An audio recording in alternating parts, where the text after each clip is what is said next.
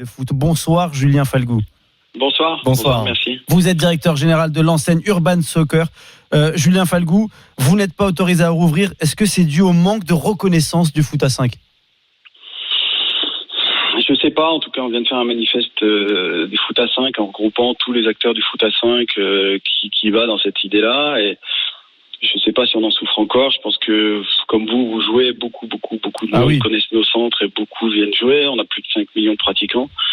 C'est un chiffre qui est énorme, on en a partout, dans toutes les villes, dans toute la France.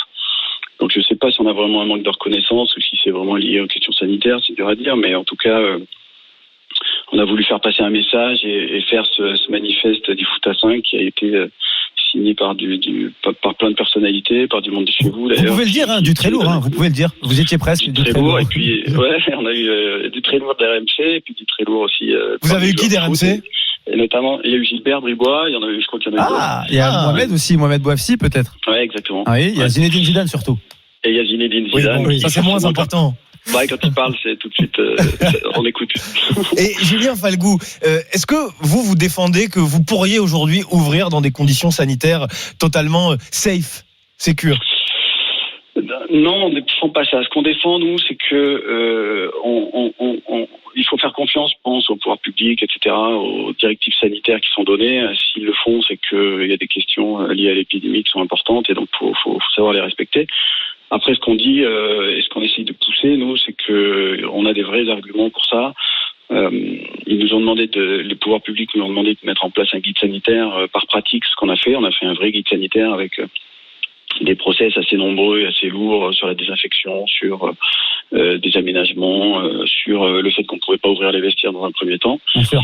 Et après, on a quand même des particularités à notre pratique, c'est que on est qu'à 10, donc c'est que 10 joueurs qui sont dans un groupe. On est capable de faire en sorte que ces 10 joueurs ne croisent pas d'autres personnes. Oui.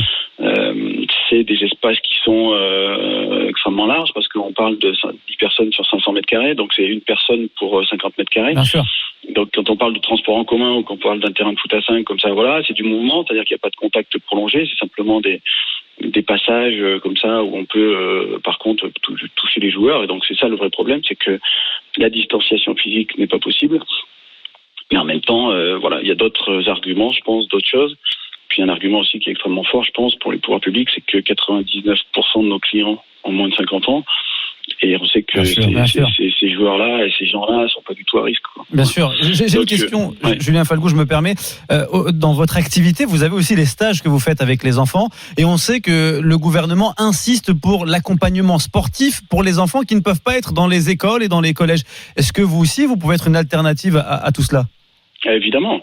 Et on le fait déjà. Et c'est aussi l'objet du manifeste. L'objet du manifeste, c'est de dire... Le foot à 5 est là, c'est 5 millions de pratiquants, il faut prendre compte de l'ampleur du phénomène et du nombre de pratiquants, donc voilà.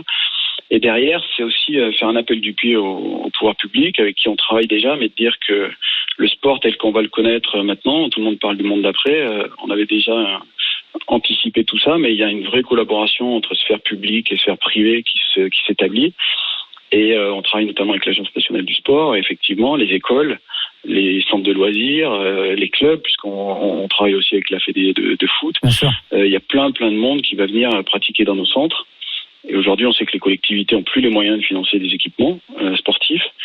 Et nous, on dit qu'avec l'aide des collectivités, on peut faire un financement privé du sport et en retour, mettre nos installations à disposition. Julien Falgou, ça marche. Directeur général d'Urban Soccer avec nous en direct sur RMC. Il y a une question qui est cruciale pour vous, pour tous ceux qui détiennent des espaces de loisirs qui sont encore fermés ou de sport, c'est la question des loyers. Est-ce que vous avez pu trouver un arrangement avec les propriétaires pour faire en sorte que vous surviviez, puisque c'est bien de survie dont on parle. Si vous étiez amené à rester fermé et à devoir continuer à payer votre loyer indéfiniment, vous ne vous en sortiriez pas. C'est ce que vous dites en tout cas.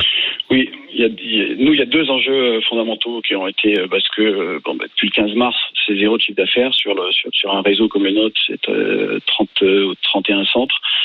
Et donc l'impact il est juste colossal.